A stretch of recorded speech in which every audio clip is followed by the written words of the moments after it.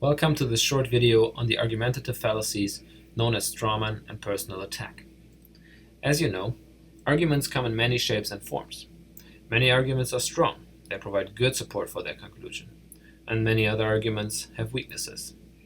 Argumentative fallacies are flawed ways of making an argument that are common enough that we have come up with a name for them. There are many such fallacies. We will look at only two of them here. It's important to remember that arguments can be weak in at least two different ways.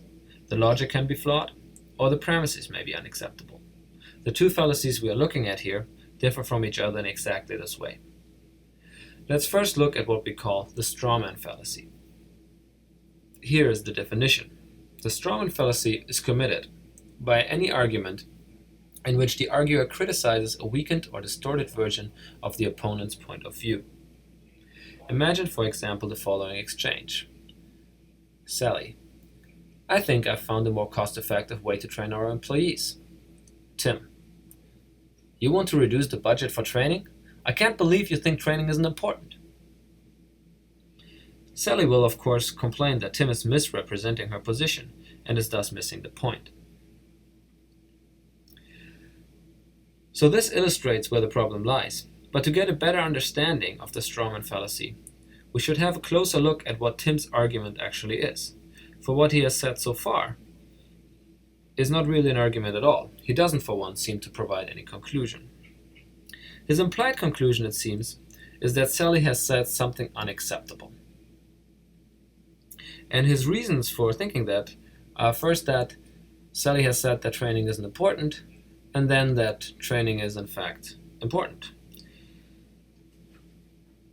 Note that the logic of this argument is fine. If we accept both of the premises, then we have good reason to accept the conclusion as well.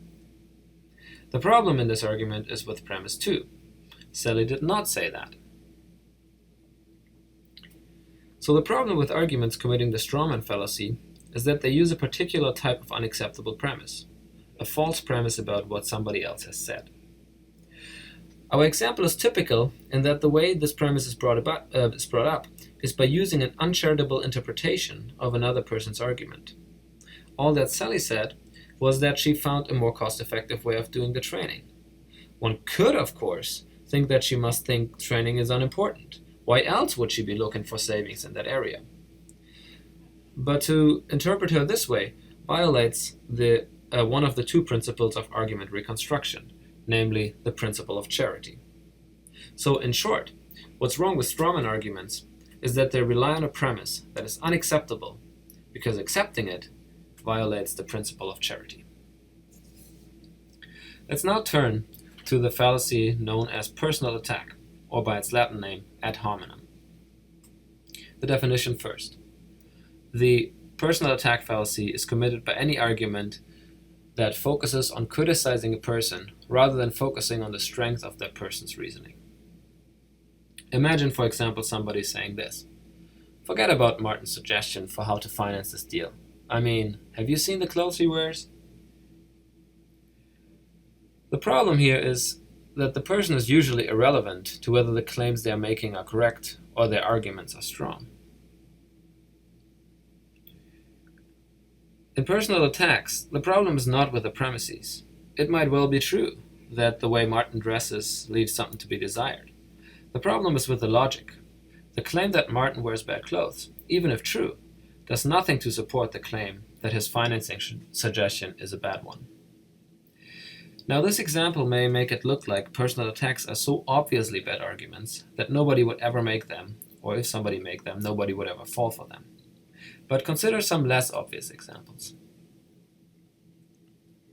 Tal Wiedekind says we should raise taxes, but he was convicted for tax fraud just last year. Let's not listen to his suggestion. Or this one. The mayor says we should get tough on drugs, but he himself smokes crack. Let's not listen to him. These are bad arguments because they attack the person instead of focusing on the merits of the suggestion.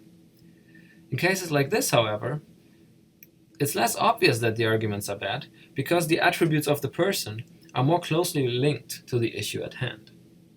And this brings us to an important warning. because sometimes the attributes of a person can be relevant to whether we should listen to them. For example, if we know that somebody is a pathological liar, then we do have reason not to rely on their testimony. Or when somebody has a long record of failure in a particular field, then we do have good reason not to rely on their advice in that field. So a personal attack is not just any argument in which attributes of a person are being used as premises. It is an argument in which such a premise is used, despite the fact that it doesn't provide any logical support for the conclusion. And that's it for this video.